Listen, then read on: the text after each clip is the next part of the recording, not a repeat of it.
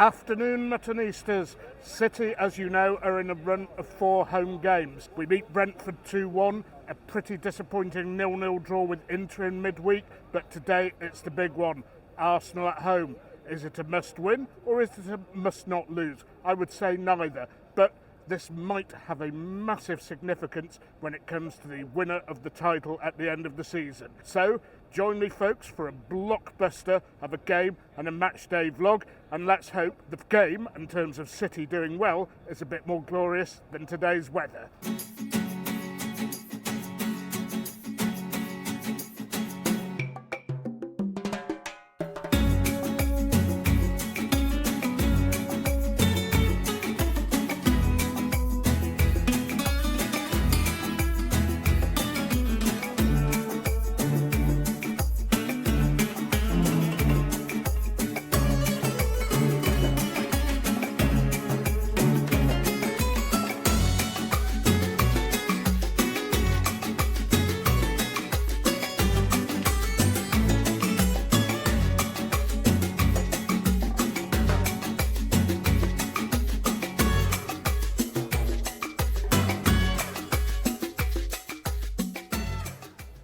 Okay folks, so for today's beer and food segment, something pretty quick, but somewhere you've asked me all to go back to. I featured it a while back, I think it might have been a couple of years ago.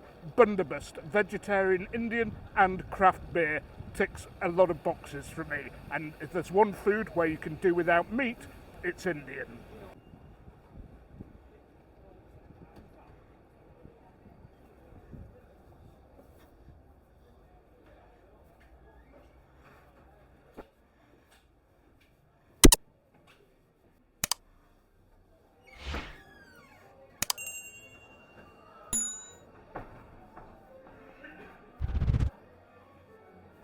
Okay, quite a list of beers behind me on the board there, and I was tempted by some of the keg offerings, but I've gone traditional, gone for a cask from a local brewery, Blackjack. It's called Jack in the Box.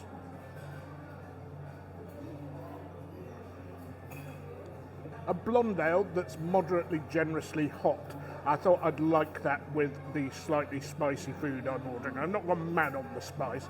And there was also an offering from one of my favourite breweries, Thornbridge, but I don't know, unusually for them it didn't quite have enough bite. And so quickly on to my thoughts about the match today. Well, I did say on Wednesday that Inter and City, or City and Inter, would be a bit of a goal fest, and I think that this match will actually turn out like that one, to be a very tight one. 0-0 is my prediction. Could go 1-0 either way. And in terms of lineups, which have just come out, I think City have gone more attacking, because Arsenal have Partey and Rice in their team, so 2 holding midfielders. Are they going to park the bus like last season? Well, City have got Ederson in goal, Walker and Guardiola at fullback, so they've gone for Walker's experience, or Pep's gone for Walker's experience over Rico Lewis. We've got Ruben Dias and Akanji, and in the midfield, Rodri and Gundogan, because Kevin De Bruyne is injured, not even in the squad. Savinho, Bernardo Silva and Jeremy Doku. Wow, I thought he'd play Grealish because he keeps the ball better, but I think he wants Doku's pace. I think he thinks Arsenal are going to park the bus, and he wants a player who'll take his man on. And of course, Erling Haaland up front. Of course, having got the Inter game totally wrong, maybe I've got this wrong, and this will be the 3-2 goal fest, but I think it's going to be very, very tight, and I think most pundits agree with me. Anyway, I'm a bit hungry, on to the food.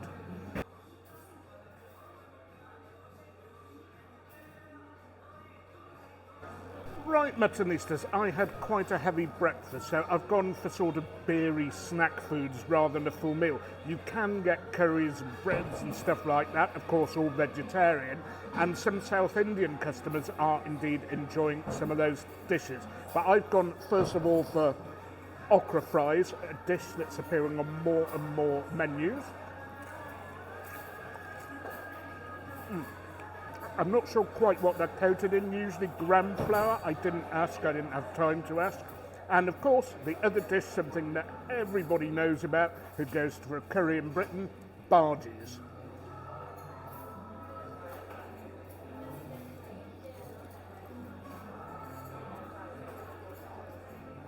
Oh, those are perfectly spiced, perfectly cooked, wow.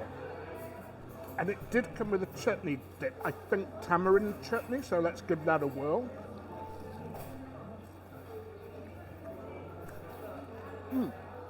Yeah, nice sharp dip, but I'd say the bhajis are actually pretty good without the need to dip it in, although I do like tamarind. Anyway, the food's on form, I hope City's on form, I'm match fit. Come on, City. Well, on my way to the ground in a taxi because the queues for the tram were just intolerable. We're not too far away from kickoff, so the traffic usually isn't too bad. Anyway, let's hope City find a way through this Arsenal defence. It's almost like the George Graham years again. Their goalkeeper Raya, he's playing really well at the moment, although he has a reputation for being a bit iffy with his feet. Has he solved that this season? They've got no Odegaard, so less creativity. All the more reason to think that they're going to try and park the bus today. Anyway, let's hope City find a way through. Haaland nets again, and we win and get the 3 points. Come on, City.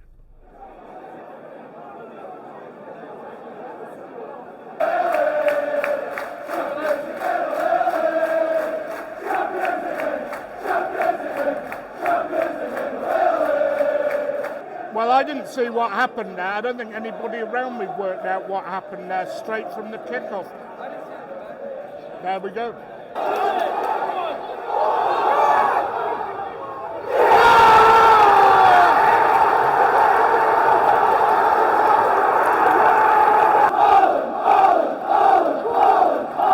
Well, what wonderful trickery from Savio Osavinho down the wing, and as soon as he turned, sped past his man, slotted it to Haaland. We all knew what was going to happen.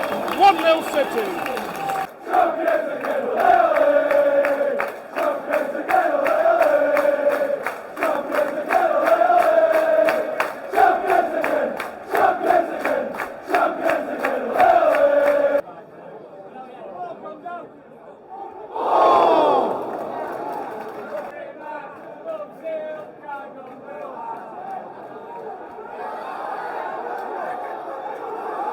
Well, I was focusing on the corner, so I didn't see what happened there.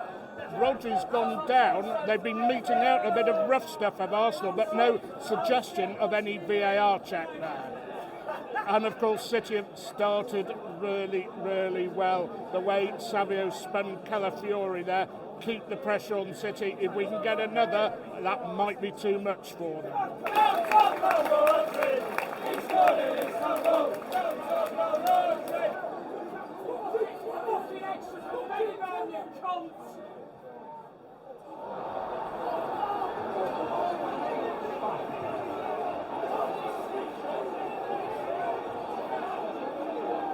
Well, just like last year, we weren't getting the best out of the ref.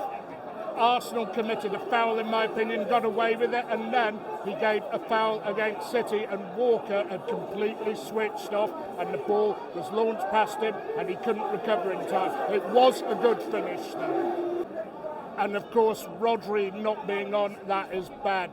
And I have to say that I'm pretty sure Arsenal have targeted him right from the start.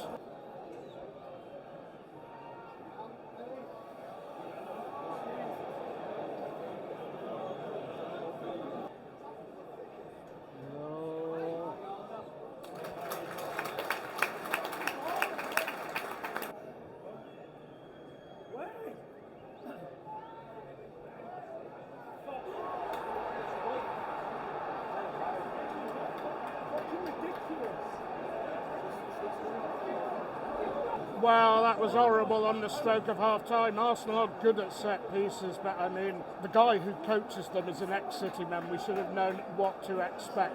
I couldn't see from here how that went in, but I suspect it's another mistake. Oh! Referee!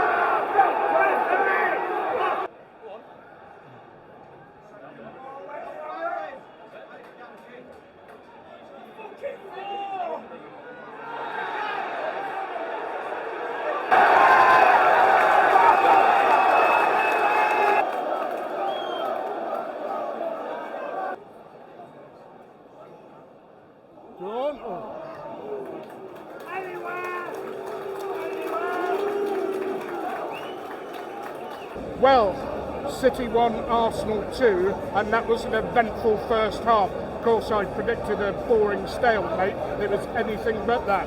City had a blistering start, went 1-0 up, and then there was a chance to go 2-0 up from a Gundogan free kick which hit the post.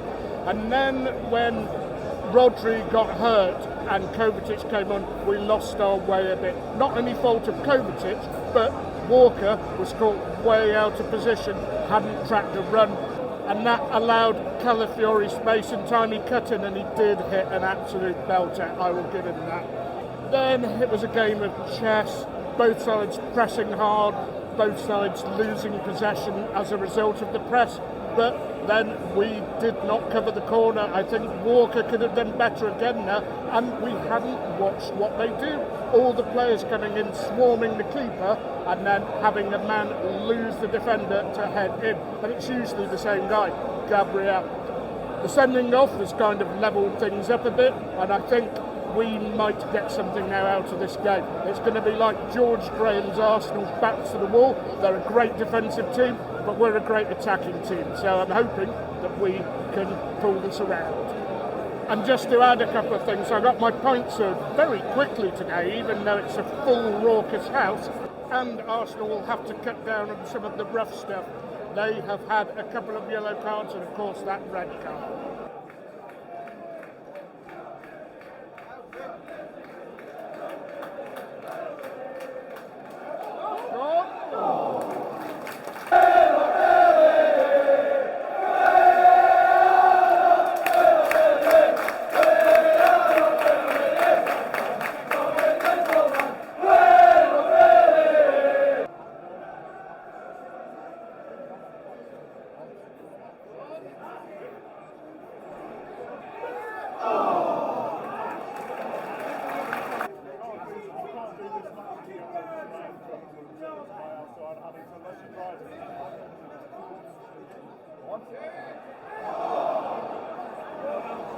Well, we're 64 in, it's one-way traffic, but we can't unpick the lock. Maybe time for Foden to come on, I'm not sure.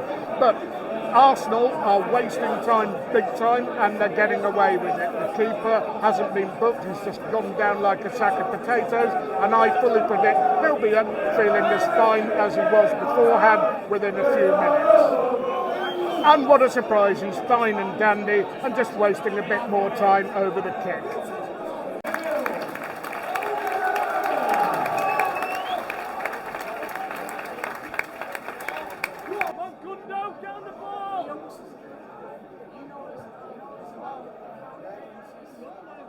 Good one.